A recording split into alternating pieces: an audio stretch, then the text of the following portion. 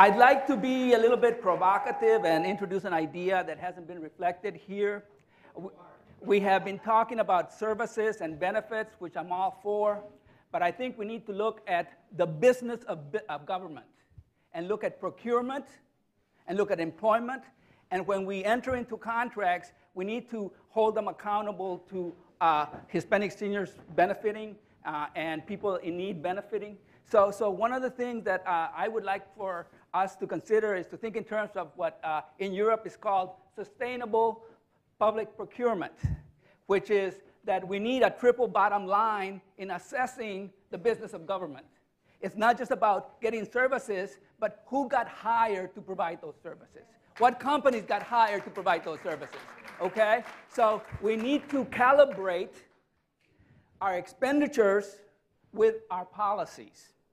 For the old American Act, we need to make certain that those people that benefit from the Act are the priority, okay? So in that respect, I would ask us to think in terms of thinking about the need to have sustainable public procurement, which accounts for not just economic issues, but also the environment, as well as social needs like health and senior citizens needing jobs. So for me, that's one of the more important issues that I've been working on, namely trying to promote, particularly at the local level, in terms of local governments. We need to hold local governments accountable. And I would also suggest that we need to go back to the cities and start there in terms of local procurement, then at the state level, and then at the national level. But I think that sustainable public procurement is something that is normally not heard about in context of these groups, but I would suggest to you that that's one way to calibrate what we say we want to do with the business of government so that we can achieve that. So we really need to work, and when we're talking about reforming Social Security, we really need to do that. It's not in the way that politicians, certain politicians, are suggesting, but we need to do all that. I'm telling you, I thought that you were going to say 2 or 3 things. I never expected that list. That's very true, yeah. The next panel, by the way, is political empowerment. And can hardly wait. What else can we do? Ms. Altman. Well, I think that, that we've got to remember that what Social Security is all about is not, all the discussion tends to be in Washington about solvency, but what the purpose of Social Security is to provide economic security to workers and their families. So I think all of the suggestions that Rene talked about are exactly the right kinds of things. We should be talking about increasing these benefits. We should be talking about benefits that are provided routinely in other countries, maternity and paternity benefits. When people have children, that's a time sometimes out of the labor force. And then we should figure out a fair and equitable way to spread the costs. It is a very affordable system, and it's a very responsible system. We need to do all of that. What we don't need to do, and an issue I know that is may be of concern and that we're fighting hard against, is there are a proposal in front of Congress to mandate E-Verify across the country, which not only is bad for America's workers and their families, but the Social Security Administration is already underfunded, is not providing the benefits it should. They're dedicated civil servants, but they don't have the resources. They've had to close offices. So another thing we should be doing is making sure that the benefits you and your family members and the rest of our working families have earned are benefits that they can go in and collect on a timely basis. So that needs to be done as well. And for those cases in which employers try to report, or in many instances, report as independent contractors, for example. Absolutely. And those kinds of things, because they happen all the time and continue happening every day. And that's the point about enforcement, that these are benefits you're earning, but you can only earn them if you have employers who are reporting accurately. And if they classify a person as an independent contractor, that's just wrong. And we've got to put a stop to that. Ms. Pino, in regards to the Older Americans Act, the role in which this act can help in providing food security and other issues for Latinos, what else can we do? Sure, let me just make a couple comments. I just Please. wanted to make a brief comment on what we were discussing earlier, the issue of private enterprise and the private sector and accountability. In terms of the world of USDA programs, food nutrition service programs, actually, even though we fund these programs at a federal level, and that's the 80 billion plus that I alluded to earlier, all of our programs are administered at the state level. It's actually the state governments, the state agencies. So I just wanted to mention that it's the entire panoply. We all play a different role, but it's all of us together, from the local, the city level, the state level, the federal level, community organizations, private enterprise. We're all playing a role together and need to be held accountable. In terms of the Older Americans Act, that's actually the authorization, that's the source of authority for the Administration on Aging. So those are different programs. And those programs, as far as I understand, are more about congregate feeding. It can be like home-based meals for folks that are homeless or folks that are disabled. But our programs at USDA are a little bit different. But what's critical to know about these programs, as I mentioned earlier, is that, and just last week, the poverty rates came out. I'm sure that most of you saw that in the news. So we know that Latinos are much more vulnerable, much more likely to suffer from incidences of poverty, much more likely to suffer from incidences of food insecurity, for instance. The general food insecurity rate in the country is 14%. For Latinos, it's 26.9%. In terms of poverty, well, a third of Latino children right now in the country are living in poverty. And as the professor mentioned earlier, many of those children are living with, los abuelos, los tías.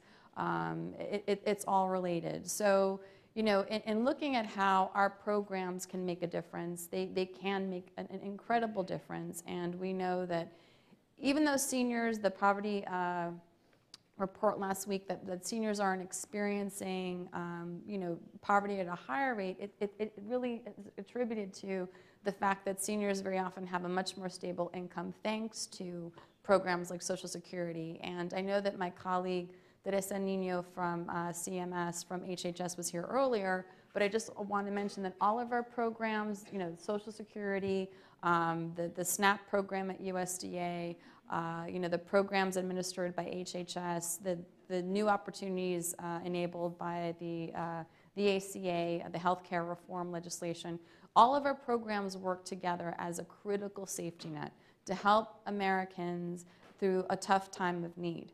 And what very often happens with our programs, which is part of the important message I want to share today, is that here in Washington, we very much experience the silo effect where each federal department is sort of in its own world, in its own zone, and we tend to isolate programs. Here's Social Security, here's the SNAP program, but in the real world, we know that's not the case, right? In the real world, families are struggling every day with, do I pay for gas or do I pay for medicine? Do I buy food or do I pay the rent? And we have to start thinking about these programs comprehensively. We all need to be held accountable. We all have to play a role. But the real world is much more complicated than those neat boundaries. And so in terms of our programs, we recently conducted a survey where a third of eligible seniors said that even if they're eligible, they're not interested in the SNAP program. And there are lots of reasons. Some of them don't even know they're eligible. Some of them think the application process is too complicated, and it can be complicated. Some of them think it's not worth it, if it's not worth the $20 a month for all of that work. Or sometimes it's a question of pride or feeling avergonzado, embarrassed. Sometimes it's an immigration issue. SNAP is the only program of our food programs at USDA that has citizenship requirements. And again, in the real world, most Latinos live in homes of mixed citizenry. Maybe the children are born in the US, but los abuelos, aren't documented. It can be a whole host of combinations, but immigration we know plays a factor. So it's important for people to know at least what's available, that it can make a difference, and also that participating in one of these programs, whether it's now the 7 million Latinos who are now eligible for insurance thanks to healthcare reform, or whether Latinos who are relying on Social Security to make the rent and buy medicine and buy food, or folks who are experiencing hunger who can go to SNAP, that once they're in one federal door, it really does open up opportunities for them to benefit from other programs. And that's something that's going to catalyze even further with healthcare reform. And that one distinction, so many Latinos don't know, that getting into the federal door with one program makes it so much easier to benefit from other federal programs. And so I think we need to start reframing the discussion and think more comprehensively, because the more comprehensively we can approach this as communities, the more that we can solve the real world challenges to help people in every day. Wow, this is fantastic, because this really gives us an idea what we can do. Let me just remind the audience that we have this available for questions, and we'll be coming back to you. Professor, you wanted to add something. I just want to remind us that the entitlements are a big part of the budget. You know, close to 80% of the budget is entitlements, I believe. And when we think about entitlement programs, we normally think about services. You know that out of a $15.1 trillion economy, 6.2 trillion, or 41%, is government spending when you add up federal government, state government, and local government. So 40% of our economy is dependent on government expenditures. So the way to, I think, address entitlements is in terms of making sure that that money is spent to achieve the goals these programs are intended to achieve. It's not about just thinking in terms of senior citizens getting services, but senior citizens getting jobs, senior citizens working in companies that get the contracts. Earlier, I had a conversation where one agency that is servicing Hispanics, very few Hispanics, but they got this big contract, and yet another agency that's totally Hispanic didn't get the contract, and yet they're volunteering to help the larger agency that got the contract, who has problems communicating with the population. So I think that there's a lot that could be done in terms of how we reform entitlements that will be a positive, and we should not be afraid. We should be proactive in reforming these entitlements in ways that the triple bottom line is maintained, rather than just the simple bottom line of reducing the budget deficit. Wow. Very well. Yes, please. Ms. Altman? Ms. Altman. Yes. Yes. I'm Harry Pearson from Perfil Latino TV. We've heard from Congressman Becerra that we have about $2.5 trillion in Social Security money that we have not touched. That's right. We also heard from you yesterday at the Grasstop Assembly meeting that we cannot outlive Social Security. You say that again today.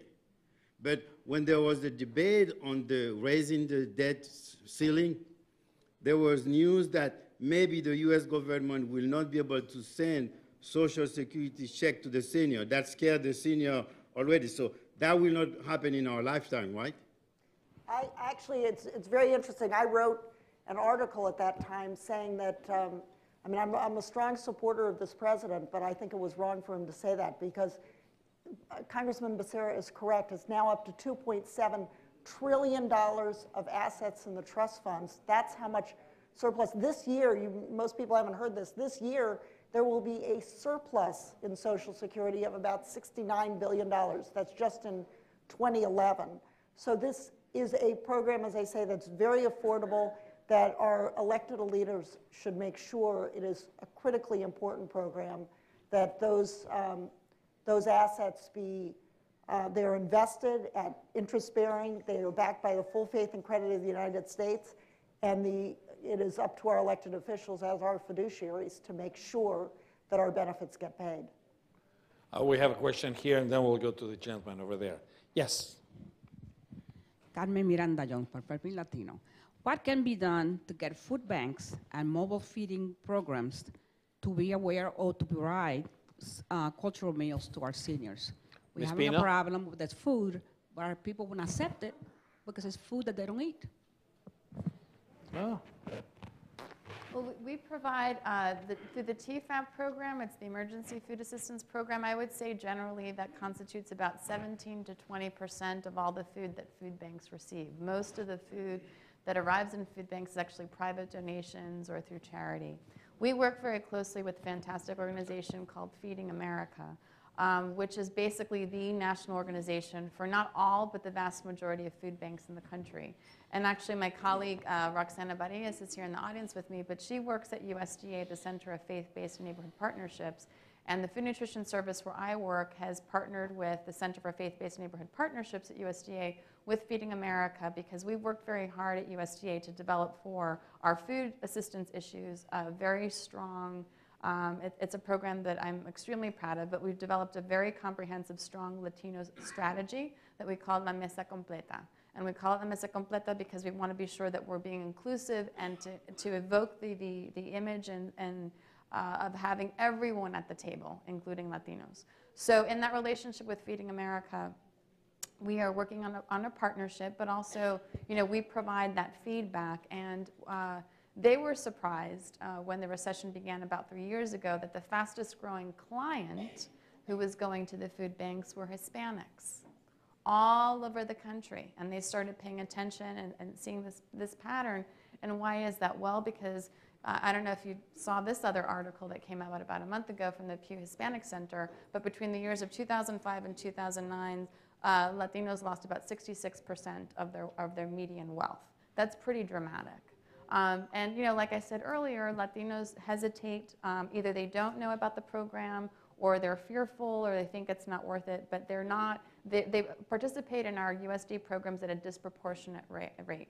O sea, aunque hay muchos latinos, no hay muchos aplicando para el programa, aunque son elegibles, right? So even though we don't, mandate what the food banks do, we have a very close relationship with their organization, and we speak to that. And I know that, it's not just an issue of cultural foods. Like a huge issue for the food banks has been how to provide fresh foods, not just canned goods, not just stuff in a box, but fresh foods.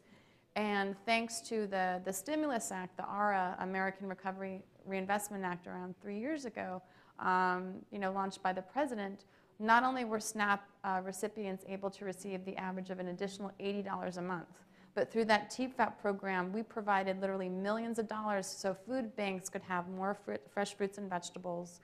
I think one of the most popular items, I remember visiting a food bank in Connecticut, the most popular items to go: fruits and vegetables, fresh foods, milk, because we know how much milk went up. Milk is so expensive these days, and lean meats, So, I've also visited food banks in Texas that have done an incredible job of having those culturally sensitive foods. Los arroz, frijoles, but healthy beans, not like the fried stuff.